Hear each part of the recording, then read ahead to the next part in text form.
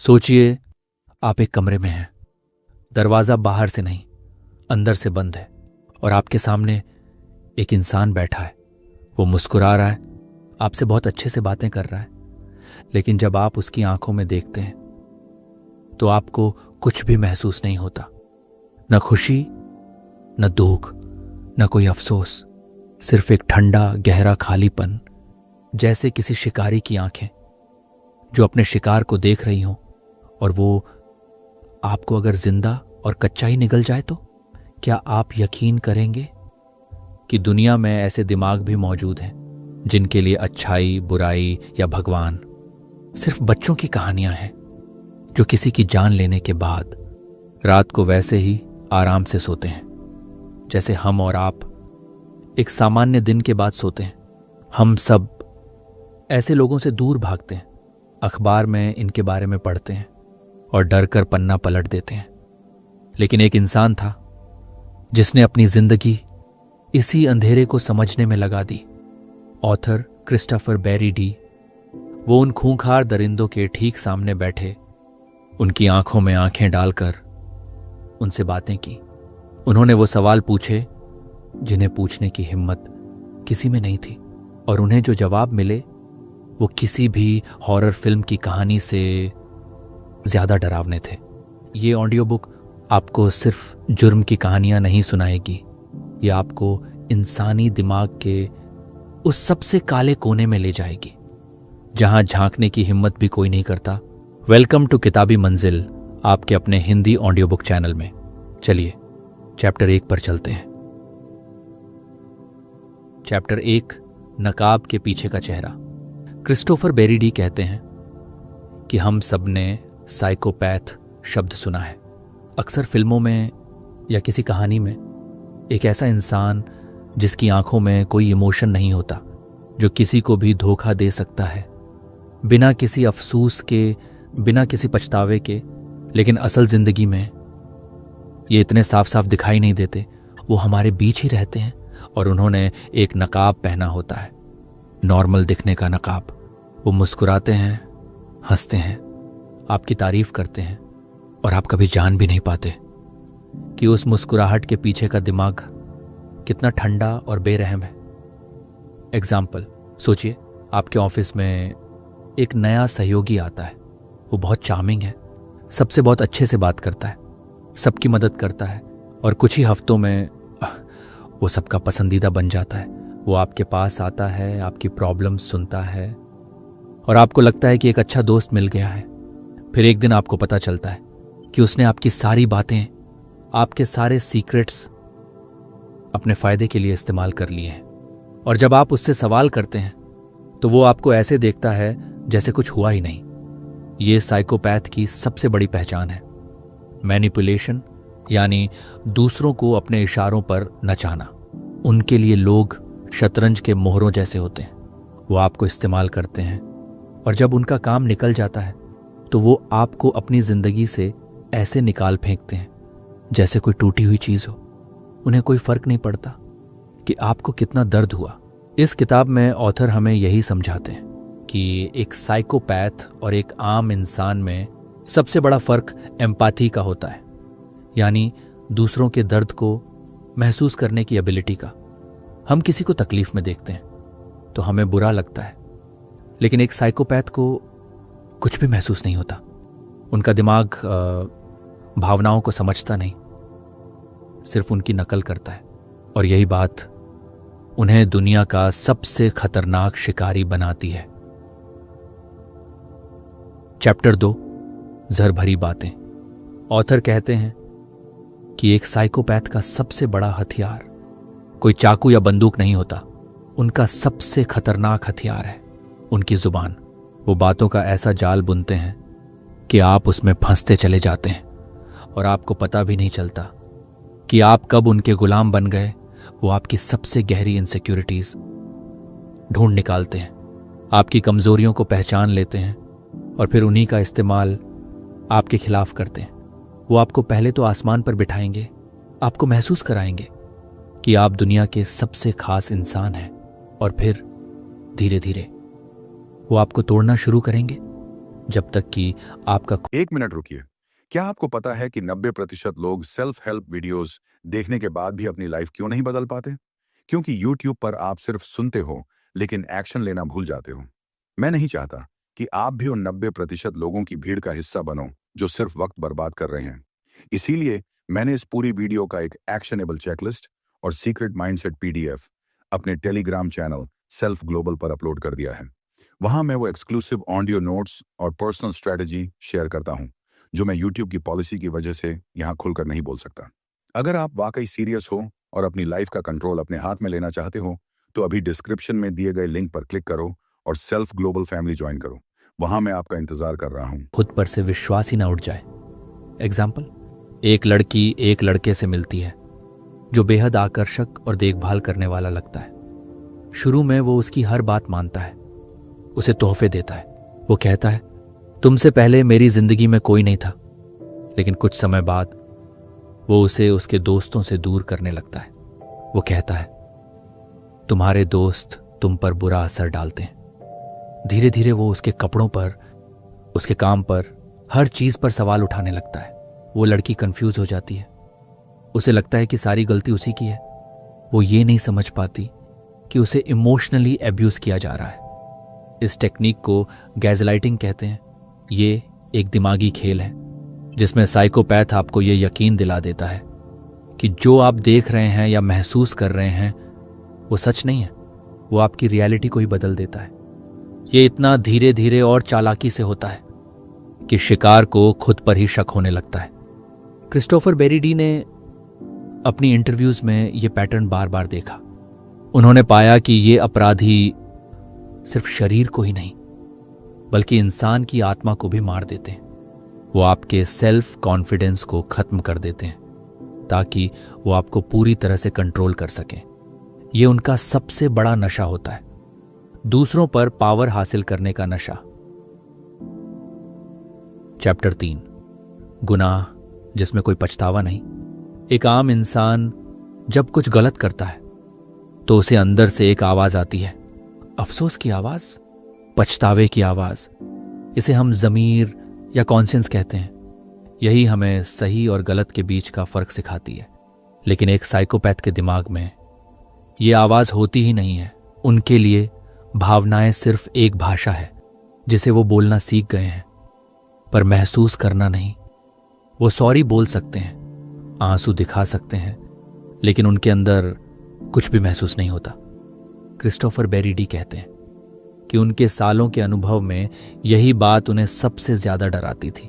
किसी के किए हुए जुल्म नहीं, बल्कि उन जुल्मों के बाद की खामोशी। Example, author Kenneth Allen McDuff नाम के एक सीरियल किलर से हुई बातचीत को याद करते हैं। जब मैकडफ से उसकी बर्बर हत्याओं के बारे में पूछा गया तो उसने अपने किए गए कामों को ऐसे बताया जैसे वो ग्रोसरी लिस्ट पढ़ रहा हो। उसकी आवाज में कोई दुख, कोई शर्म, कोई पछतावा नहीं था।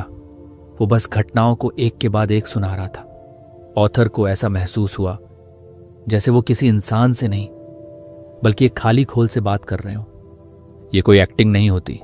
वैज्ञानिक मानते हैं कि साइकोपैथ का दिमाग आम इंसानों के दिमाग से अलग बना होता है। उनके दिमाग का वो हिस्सा जो एम्पैथी और गिल्ट जैसी भावनाओं को प्रोसेस करता है, वो या तो बहुत कमजोर होता है या काम ही नहीं करता। इसलिए वो कभी भी अपने शिकार का दर्द महसूस नहीं कर पाते। उनके लिए दुनिया एक वीडियो गेम की तरह है। लोग सिर्फ कैरेक्टर्स हैं जिन्हें वो अपने मकसद के लिए इस्तेमाल करते हैं, और जब वो कैरेक्टर उनके किसी काम का नहीं रहता तो वो उसे डिलीट कर देते हैं, बिना एक पल भी सोचे, बिना किसी अफसोस के। ये ठंडक, ये खालीपन, यही एक असली साइकोपैथ की निशानी है। चैप्टर 4, साइकोपैथ और वहशी का फर्क। हम अक्सर साइकोपैथ और वहशी, सैवेज शब्दों को एक ही तरह के इंसान के लिए इस्तेमाल करते हैं, लेकिन क्रिस्टोफर बेरीडी अपनी किताब में बताते हैं कि इन दोनों में एक बहुत बड़ा और जरूरी फर्क है। हर वहशी साइकोपैथ नहीं होता और हर साइकोपैथ वहशी तरीके से जुर्म नहीं करता। एक साइकोपैथ कैलकुलेटिव होता है, वो सोच समझकर प्लान बनाकर अपना शिकार करता है। वो बेहद सफाई से काम करता है ताकि पकड़ा ना जाए। उसका मकसद अक्सर कंट्रोल, पावर या पैसा होता है। वो अपने शिकार को एक खिलौने की तरह देखता है, जैसे डॉक्टर हारोल्ड शिपमैन, जो एक डॉक्टर था और सालों तक चुपचाप अपने मरीजों को जहर देकर मारता रहा। एग्जाम्पल, सोचिए, एक शिकारी जंगल में है। एक शिकारी साइकोपैथ वो है जो जाल बिछाता है, सही मौके का इंतजार करता है और चुपचाप अपने शिकार को पकड़ लेता है। दूसरा शिकारी वहशी वो है जो सामने से हमला करता है और गुस्से में अपने शिकार को चीर फाड़ देता है। दोनों का नतीजा एक ही है, मौत, लेकिन दोनों का तरीका और दिमाग बिल्कुल अलग है। दूसरी तरफ एक वहशी सैवेज इंसान अक्सर गुस्से या इम्पल्स में आकर जुर्म करता है। उसके हमलों में एक बर्बरता, एक गुस्सा दिखाई देता है। वो अपने शिकार को कंट्रोल नहीं करना चाहता, बल्कि उसे तबाह कर देना चाहता है। उसके जुर्म का तरीका बेहद बिखरा हुआ और हिंसक होता है। वो कोई प्लान नहीं बनाता, बस अपनी हवस या गुस्से को बाहर निकालता है। ऑथर के मुताबिक साइकोपैथ समाज के लिए ज्यादा खतरनाक है, क्योंकि वो एक नकाब पहनकर हमारे बीच छिपा रहता है और आप उसे कभी पहचान नहीं सकते। एक वहशी को आप शायद उसकी हरकतों से पहचान लें, लेकिन एक साइकोपैथ तो आपका सबसे अच्छा दोस्त भी हो सकता है और आपको पता भी नहीं चलेगा जब तक बहुत देर ना हो जाए। चैप्टर 5, अंधेरे की शुरुआत। एक सवाल हमेशा पूछा जाता है कि ये दरिंदे ऐसे पैदा होते हैं या दुनिया उन्हें ऐसा बना देती है? ये उनके खून में होता है या उनके बचपन के हालात उन्हें शैतान बनाते हैं? कई किलर्स की कहानियों में एक बात कॉमन है, एक दर्दनाक बचपन, अब्यूज और नेग्लेक्ट उनके अंदर की भावनाओं को मार देता है। वो सीखते हैं कि जिंदा रहने के लिए शिकारी बनना जरूरी है। एग्जाम्पल, एलिन वोर्नोस एक महिला सीरियल किलर थी। उसके बचपन में उसे हर तरह का अब्यूज सहना पड़ा। इस दर्द ने उसके अंदर दुनिया के लिए एक गहरी नफरत भर दी। वो हत्याएं सिर्फ लूटने के लिए नहीं करती थी, बल्कि वो अपने अंदर के गुस्से का बदला ले रही थी। लेकिन हर टूटे बचपन का बच्चा किलर नहीं बनता। कुछ लोगों के दिमाग में पहले से ही इमोपैथी की कमी होती है। ये एक जेनेटिक झुकाव हो सकता है। तो जवाब शायद बीच में है, एक दिमाग जिसमें भावनाओं की कमी है, और जब उसे एक दर्दनाक बचपन मिलता है तो एक राक्षस पैदा होता है। जीन्स बंदूक भरते हैं, पर ट्रिगर हालात दबाते हैं। चैप्टर 6, जब शिकारी एक औरत हो। जब हम सीरियल किलर सोचते हैं तो दिमाग में एक मर्द की तस्वीर आती है, लेकिन औरतें भी उतनी ही बेरहम हो सकती हैं, बस उनका तरीका अलग होता है। वो ताकत का नहीं, भरोसे का इस्तेमाल करती हैं। वो एक माँ, नर्स या पत्नी के नकाब के पीछे छिपती हैं। कोई उन पर शक नहीं करता और वो चुपचाप अपना काम करती रहती हैं। एग्जाम्पल, मेलानी मैकग्यूअर एक पढ़ी लिखी नर्स और माँ थी। बाहर से उसकी जिंदगी परफेक्ट लगती थी, लेकिन उसने अपने पति की हत्या की, उसके शरीर के टुकड़े किए और उन्हें सूटकेसों में भरकर फेंक दिया। किसी को यकीन नहीं हुआ कि वो ऐसा कर सकती है। उनके मकसद भी अलग होते हैं। मर्द पावर के लिए मारते हैं, औरतें अक्सर पैसों के लिए या बुरे रिश्ते से बाहर निकलने के लिए। वो ब्लैक विडोज होती हैं जो भरोसे का शिकार करती हैं। ये हमें याद दिलाता है कि शैतान का कोई जेंडर नहीं होता। अंधेरा किसी भी नकाब के पीछे छिपा हो सकता है, और सबसे खतरनाक वो होता है जिस पर आप सबसे ज्यादा भरोसा करते हैं। चैप्टर 7, झूठ का जाल। एक साइकोपैथ की पूरी दुनिया एक ही चीज पर टिकी होती है, झूठ। वो सिर्फ झूठ बोलते नहीं, वो झूठ को जीते हैं। उनके लिए सच और झूठ में कोई फर्क नहीं होता। वो इतनी आसानी से झूठ बोलते हैं कि आप सच पर ही शक करने लगते हैं। झूठ बोलना उनके लिए सांस लेने जैसा है। एग्जाम्पल, जॉन रॉबिन्सन इंटरनेट का पहला सीरियल किलर था। वो खुद को अमीर बिजनेसमैन बताकर महिलाओं को अपने जाल में फंसाता था। वो उन्हें सपनों की दुनिया दिखाता और फिर वो महिलाएं हमेशा के लिए गायब हो जाती थीं। उसने सालों तक ये झूठ का खेल। अब बहुत ध्यान से सुनो। इस दुनिया में दो तरह के लोग होते हैं, एक वो जो सिर्फ सुनते हैं और दूसरे वो जो अपनी जिंदगी बदल देते हैं। सिर्फ समरी देखकर आगे बढ़ जाना आसान है, थोड़ा मोटिवेटेड फील करना आसान है, लेकिन असली बदलाव वो डिटेल में जाकर समझने से आता है।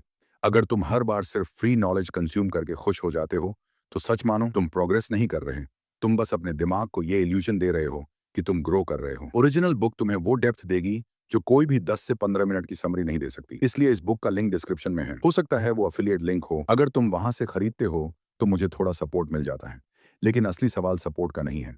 सवाल ये है, क्या तुम सच में सीरियस हो? क्योंकि इन्वेस्ट वही करता है जिसे अपनी ग्रोथ पर भरोसा होता है। अगर तुम सिर्फ सुनने वालों में रहना चाहते हो तो यहीं तक ठीक है, लेकिन अगर तुम इंप्लीमेंट करने वालों में आना चाहते हो तो डिस्क्रिप्शन चेक करो, बुक लो, पढ़ो और अप्लाई करो। अब चलिए वापस आते हैं आज की इस बुक समरी के अगले सबसे पावरफुल लेसन पर। खेला और किसी को शक तक नहीं हुआ। वो सिर्फ दूसरों से नहीं, खुद से भी झूठ बोलते हैं। वो अपने दिमाग में खुद को एक महान इंसान समझते हैं। इस झूठ के सहारे ही वो बिना अफसोस के जी पाते हैं। ऑथर कहते हैं कि उनसे बात करते हुए सच और झूठ को अलग करना नामुमकिन था। वो आपको वही सुनाते थे जो आप सुनना चाहते हैं, और यही उनकी सबसे बड़ी ताकत है। चैप्टर 8, मौत के साथ एक मुलाकात। क्रिस्टोफर बेरी डी सिर्फ एक लेखक नहीं है, वो उस अंधेरे के बेहद करीब गए हैं जिससे हम सब दूर भागते हैं। वो दुनिया के सबसे खतरनाक कैदियों के सामने बैठे। वो बताते हैं कि उन कमरों में एक अजीब सी ठंडक होती थी। जब आप एक किलर की आंखों में देखते हैं तो आपको वो खालीपन साफ दिखता है, कोई भावना नहीं, बस एक शिकारी की नजर। एग्जाम्पल, वो माइकल ब्रूस रॉस के साथ अपनी मुलाकात को याद करते हैं। रोज बहुत इंटेलिजेंट था और शांति से बात कर रहा था, लेकिन एक पल के लिए उसका नकाब उतरा। ऑथर ने उसकी आंखों में वो ठंडक देखी और समझ गए कि वो किसी आम इंसान से बात नहीं कर रहे। वो उस एहसास को आज भी नहीं भूले हैं। ये मुलाकातें आसान नहीं थीं। अपराधियों ने उन्हें मैनिपुलेट करने की हर कोशिश की, लेकिन ऑथर का मकसद साफ था। उन्हें समझना था कि ऐसा दिमाग काम कैसे करता है। वो जवाब ढूंढने गए थे। इन मुलाकातों ने उन्हें हमेशा के लिए बदल दिया। उन्होंने सीखा कि बुराई सिर्फ कहानियों में नहीं होती, वो सच में मौजूद है, और कभी कभी वो मुस्कुराकर आपस से बात भी करती है। चैप्टर 9, नफरत की आग। साइकोपैथ और सैवेज हत्यारे सिर्फ ठंड और खालीपन से नहीं भरे होते। उनके अंदर अक्सर एक और चीज होती है, नफरत की जलती हुई आग। ये नफरत किसी एक इंसान के लिए नहीं होती, बल्कि पूरी दुनिया, पूरे समाज या किसी खास ग्रुप के लोगों के लिए होती है। और यही नफरत उनके गुनाहों का फ्यूल बनती है। ये नफरत आती कहाँ से है? अक्सर ये उनके अपने लाइफ एक्सपीरियंसेस से आती है। शायद उन्हें बचपन में बुल्ली किया गया हो, समाज ने उन्हें रिजेक्ट किया हो, या उन्हें लगा हो कि उनके साथ नाइंसाफी हुई है। ये एहसास उनके अंदर सालों तक दबते रहते हैं और फिर एक दिन एक भयानक ज्वालामुखी की तरह फट पड़ते हैं। एग्जाम्पल, केनेथ बियांकी, जिसे हिलसाइड स्ट्रैंगलर के नाम से जाना जाता था, महिलाओं से नफरत करता था। उसे लगता था कि महिलाएं उसे हमेशा रिजेक्ट करती हैं। पुलिस की नौकरी के लिए भी उसे कई बार रिजेक्ट किया गया था। ये सारे रिजेक्शंस उसके अंदर इकट्ठा होते गए और उसने अपना गुस्सा और नफरत बेगुनाह महिलाओं पर निकाला। उन्हें तड़पाकर और मारकर उसे एक झूठा एहसास होता था कि वो पावरफुल है। इन लोगों के लिए हत्या करना एक बदला लेने का तरीका है। वो उन लोगों को सजा दे रहे होते हैं जो उन्हें लगता है कि उनकी तकलीफों के जिम्मेदार हैं, भले ही उनके शिकार बिल्कुल बेगुनाह हों। लेकिन हत्यारे की नज़रों में वो उस समाज का हिस्सा है जिसने उसे चोट पहुंचाई। ऑथर हमें समझाते हैं कि ये दिमाग कैसे काम करता है। ये लोग अपनी सारी गलतियों और नाकामियों का दोष दूसरों पर डाल देते हैं। उन्हें कभी नहीं लगता कि गलती उनकी है, उन्हें लगता है कि दुनिया उनके खिलाफ है। और इस नफरत की आग में जलते जलते वो उस पॉइंट पर पहुंच जाते हैं जहां इंसान और जानवर का फर्क मिट जाता है। चैप्टर 10, क्या ये कभी बदल सकते हैं? ये सबसे बड़ा और सबसे डरावना सवाल है, क्या एक साइकोपैथ को ठीक किया जा सकता है? क्या थेरेपी, दवाइयां या सजा उनके अंदर के शैतान को मार सकती है? क्रिस्टोफर बेरीडी इस किताब में एक बहुत ही साफ और परेशान करने वाला जवाब देते हैं।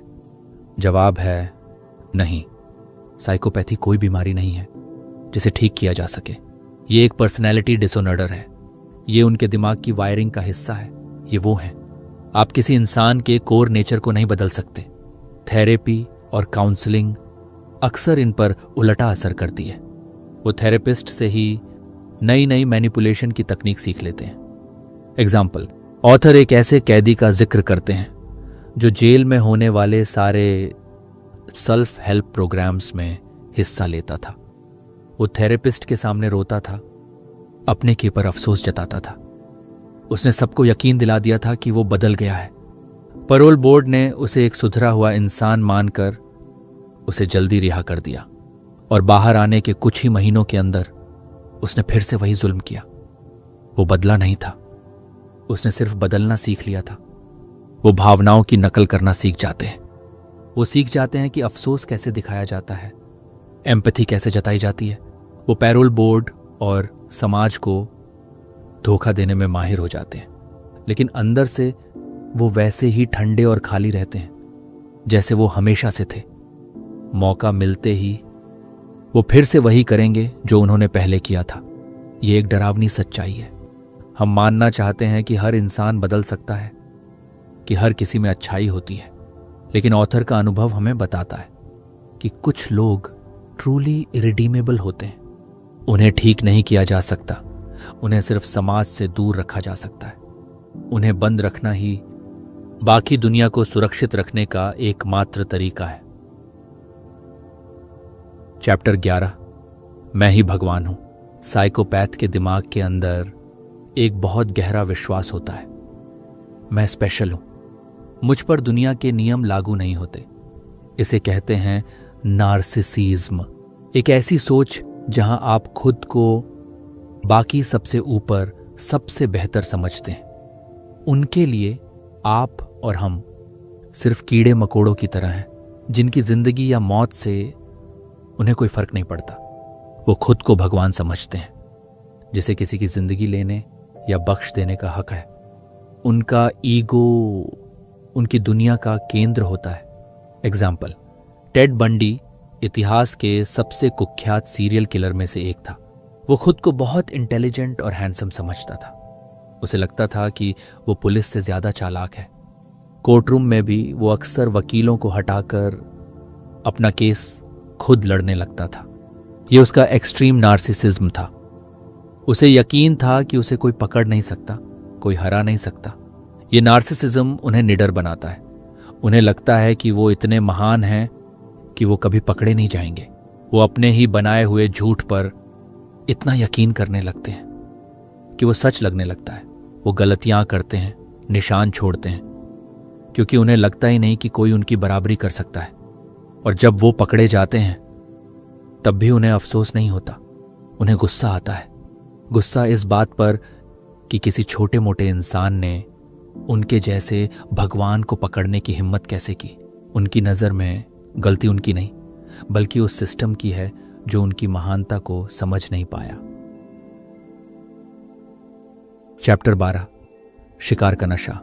एक साइकोपैथ के लिए सिर्फ किसी को मारना इंपॉर्टेंट नहीं होता, उसके लिए पूरा प्रोसेस एक नशा होता है। शिकार को चुनना, उस पर नजर रखना, उसे डराना और फिर सही मौके पर हमला करना। यह सब उन्हें एक थ्रिल देता है, एक हाई देता है। यह पावर का खेल है। जब वो किसी को कंट्रोल करते हैं, किसी की जिंदगी और मौत का फैसला करते हैं, तो उन्हें वो पावर महसूस होती है जो उन्हें नॉर्मल जिंदगी में कभी महसूस नहीं हुई। वो उस पल में खुद को दुनिया का सबसे ताकतवर इंसान महसूस करते हैं। ये एहसास उनके लिए किसी भी ड्रग से ज्यादा नशीला होता है। एग्जाम्पल, डेनिस रेडर, जिसे बीटी के बाइंड, टॉर्चर, किलर के नाम से जाना जाता था। वो अपने शिकार को मारने से पहले उन्हें घंटों तक तड़पाता था। वो पुलिस और मीडिया को चिट्ठियां लिखकर चिढ़ाता था, उन्हें अपने अगले कदम के बारे में हिंट्स देता था। ये सब उसके रियल का हिस्सा था। उसे लोगों के डर से और पुलिस की बेबसी से एक सैडिस्टिक प्लेजर मिलता था। वो अपने शिकार को इंसान नहीं समझते, वो उन्हें एक ऑब्जेक्ट, एक चीज की तरह देखते हैं, एक ऐसी चीज जिसे वो अपनी फैंटेसीज पूरी करने के लिए इस्तेमाल कर सकते हैं। वो अपने शिकार के डर को एंजॉय करते हैं, उनकी चीखें, उनकी तकलीफें, उनके टूटे हुए ईगो को सेटिस्फैक्शन देती हैं। बेरी डी कहते हैं कि यही चीज उन्हें सबसे अलग बनाती है। एक आम इंसान गुस्से में या बदला लेने के लिए मार सकता है, लेकिन एक साइकोपैथ सिर्फ मजे के लिए, थ्रिल के लिए मारता है।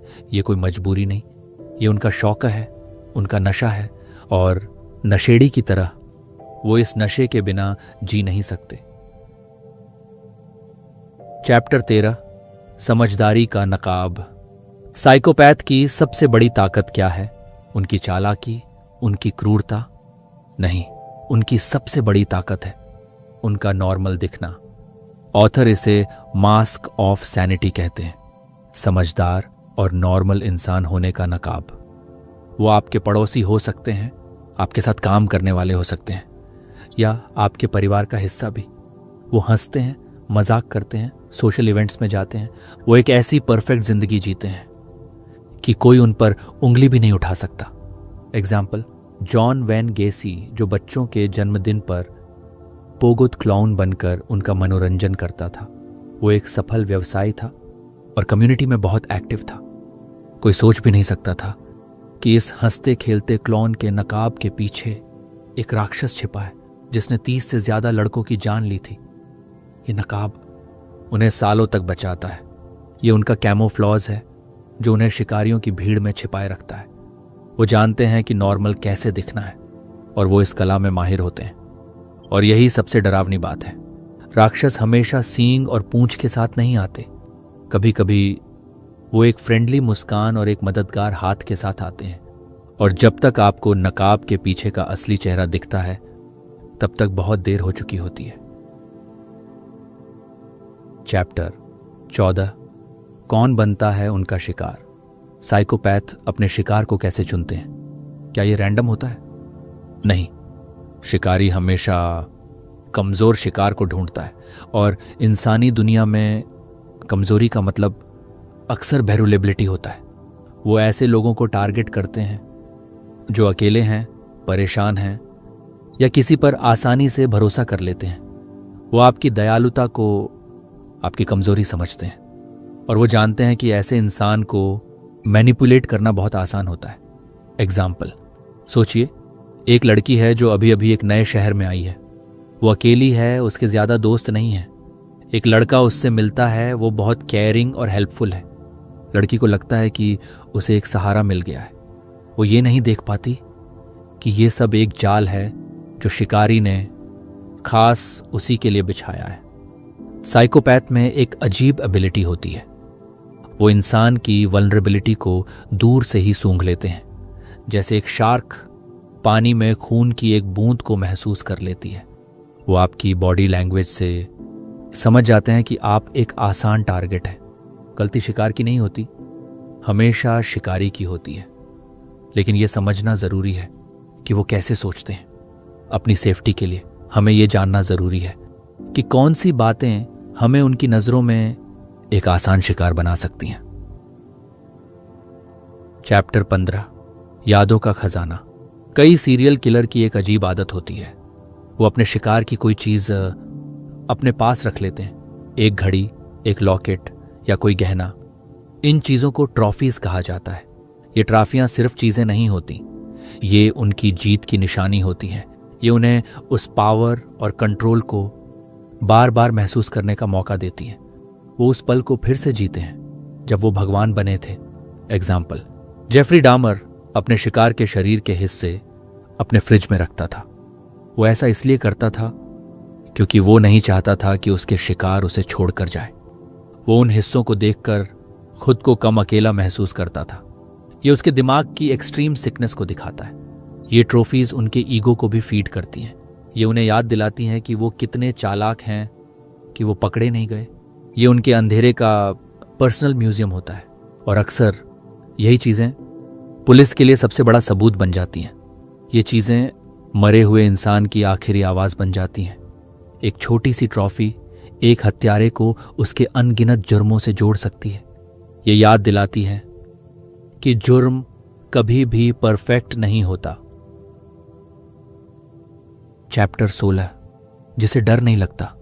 हम सब डरते हैं सजा से, पकड़े जाने से। ये डर ही हमें गलत काम करने से रोकता है। लेकिन एक साइकोपैथ के दिमाग में ये डर वाला स्विच होता ही नहीं है। उन्हें कॉन्सिक्वेंसेस की परवाह नहीं होती। वो उस पल में जीते हैं। उन्हें लगता है कि वो इतने स्पेशल हैं कि उन्हें कुछ नहीं होगा। ये ब्रेवरी नहीं है, ये उनके दिमाग की एक कमी है। एग्जाम्पल, सोचिए एक चोर जो बैंक लूटने जाता है। एक आम चोर नकाब पहनेगा, पहचाने जाने से डरेगा। लेकिन एक साइकोपैथ चोर शायद बिना नकाब के सीसीटीवी कैमरे में देखकर मुस्कुराएगा, क्योंकि उसके लिए ये भी एक गेम है। ये निडरता ही उन्हें ऐसे ऐसे जुल्म करने की हिम्मत देती है जिसके बारे में हम सोच भी नहीं सकते। जब डर की दीवार ही नहीं है तो क्रूरता की कोई सीमा भी नहीं रहती। ऑथर कहते हैं कि जब आप किसी ऐसे इंसान से बात करते हैं जिसे किसी चीज का डर नहीं, तो आप जानते हैं कि आप किसी आम अपराधी से बात नहीं कर रहे। आप एक ऐसे दिमाग का सामना कर रहे हैं जिसके लिए नियम और जिंदगी सब बेमानी है। चैप्टर 17, शैतान से सवाल जवाब। एक साइकोपैथ से सच उगलवाना लगभग नामुमकिन है, तो फिर क्रिस्टोफर बेरी डी जैसे लोग उनसे बात कैसे करते हैं? वो उन्हें तोड़ते नहीं, वो उनके खेल में शामिल हो जाते हैं। वो जानते हैं कि एक साइकोपैथ को सिर्फ खुद में इंटरेस्ट है, इसलिए वो उनसे उन्हीं के बारे में बात करते हैं। वो उनके ईगो को फीड करते हैं, उन्हें महसूस कराते हैं कि वो कितने इंटेलिजेंट है, और शिकारी धीरे धीरे खुलने लगता है। एग्जाम्पल, एक इंटरव्यू के दौरान ऑथर ने एक हत्यारे से पूछा, आप इतने इंटेलिजेंट हैं, आपने जरूर कोई बहुत चालाक प्लान बनाया होगा, क्या आप उसके बारे में बताएंगे? हत्यारे का ईगो बूस्ट हो गया और वो अपनी कामयाबी की कहानी सुनाने लगा, और अनजाने में ही सारे राज उगल दिए। ये एक दिमागी शतरंज की तरह है। आपको उनसे एक कदम आगे सोचना पड़ता है, आपको उनका दोस्त बनना पड़ता है ताकि वो आपको अपना दुश्मन न समझे। ये एक बहुत ही खतरनाक खेल है। इन लोगों से सीधी लड़ाई नहीं जीती जा सकती। उन्हें हराने के लिए आपको उन्हीं की तरह सोचना पड़ता है। आपको उनके सबसे बड़े हथियार यानी उनके ईगो को ही उनके खिलाफ इस्तेमाल करना पड़ता है। चैप्टर 18, खून में छिपा अंधेरा। क्या बुराई हमारे खून में हो सकती है? क्या कुछ लोग राक्षस पैदा होते हैं? विज्ञान कहता है हाँ और ना। कुछ लोगों के दिमाग में वायलेंस का झुकाव जेनेटिक होता है। उनके दिमाग में डर और एम्पैथी की कमी पैदाइशी हो सकती है। ये एक भरी हुई बंदूक की तरह है। एग्जाम्पल, जेम्स फॉलन एक न्यूरोसाइंटिस्ट हैं। उन्होंने अपने ही दिमाग का स्कैन देखा और वो हैरान रह गए। उनका ब्रेन पैटर्न एक सीरियल किलर जैसा था, लेकिन वो एक अच्छे इंसान थे क्योंकि उन्हें एक प्यार भरा बचपन मिला था। तो खून में अंधेरा हो सकता है, लेकिन उस अंधेरे को बाहर हमारा माहौल निकालता है। जीन्स बंदूक है तो ट्रिगर हालात होते हैं। इसका मतलब है कोई राक्षस पैदा नहीं होता, लेकिन कुछ लोगों के लिए शैतान बनने का रास्ता दूसरों से ज्यादा आसान होता है, और ये एक बहुत ही डरावनी सोच है। चैप्टर 19, जो पीछे रह जाते हैं। एक हत्यारा जब किसी की जान लेता है तो वो सिर्फ एक इंसान को नहीं मारता, वो एक पूरे परिवार को तबाह कर देता है। पीछे रह जाते हैं माँ बाप, भाई बहन, दोस्त, जिनकी जिंदगी हमेशा के लिए बदल जाती है। उनके लिए दर्द कभी खत्म नहीं होता। वो हर दिन उस तकलीफ के साथ जीते हैं। उनके मन में सवाल उठते हैं जिनका कोई जवाब नहीं होता। हमारे साथ ही ऐसा क्यों हुआ? ये बोझ उन्हें जिंदगी भर सताता है। एग्जाम्पल, जब टेड बंडी को पकड़ा गया तो उसके पड़ोसियों को यकीन नहीं हुआ। एक ने कहा, वो तो इतना अच्छा लड़का था, वो तो बर्फ हटाने में मेरी मदद करता था। सोचिए उन परिवारों पर क्या बीती होगी जिन्हें पता चला कि कातिल एक नॉर्मल दिखने वाला लड़का था। ये धोखा दर्द को और भी बढ़ा देता है। समाज भी अक्सर उन्हें अकेला छोड़ देता है। मीडिया की अटेंशन कुछ दिन रहती है और फिर सब आगे बढ़ जाते हैं, लेकिन वो परिवार उसी अंधेरे में हमेशा के लिए फंस जाता है। ऑथर हमें याद दिलाते हैं कि असली विक्टिम्स सिर्फ ही वो नहीं हैं जो मर गए, असली विक्टिम्स वो भी हैं जिन्हें हर दिन उस याद के साथ जीने की सजा मिली है। एक जुल्म की लहरें सालों साल तक सब कुछ तबाह करती रहती हैं। चैप्टर 20 आखिरी चेतावनी। इस सफर के अंत में क्रिस्टोफर बेरी डी हमें कोई झूठी तसल्ली नहीं देते। वो ये नहीं कहते कि दुनिया सुरक्षित है, बल्कि वो हमें एक आखिरी चेतावनी देते हैं कि ये लोग हमारे बीच हैं। ये किताब आपको डराने के लिए नहीं है, ये आपको तैयार करने के लिए है। ये आपको वो लाल झंडे, रेड फ्लैग्स पहचानने में मदद करती है जिन्हें हम अक्सर अनदेखा कर देते हैं। अत्यधिक चार्म, झूठी कहानियां और एम्पैथी की कमी, ये सब चेतावनी के संकेत हैं। एग्जाम्पल, सोचिए आप एक अंधेरी सड़क पर चल रहे हैं। अगर आपको पता हो कि आगे एक गड्ढा है तो आप सावधान हो जाएंगे, आप बच जाएंगे। ये किताब वही काम करती है। ये आपको जिंदगी के अंधेरे रास्तों पर उन गड्ढों के बारे में बताती है जो दिखाई नहीं देते। ऑथर का अंतिम संदेश बहुत साफ है, अपनी इंस्टिंक्ट्स पर भरोसा कीजिए। अगर कोई इंसान आपको अनकंफर्टेबल महसूस कराता है, भले ही वो कितना भी अच्छा क्यों ना दिखे, तो उसकी वजह होती है आपका दिमाग उस खतरे को भांप लेता है। इस अंधेरे को समझना इससे बचने का पहला कदम है, क्योंकि जब आप जानते हैं कि शिकारी कैसे सोचता है, तभी आप खुद को उसका अगला शिकार बनने से बचा सकते हैं।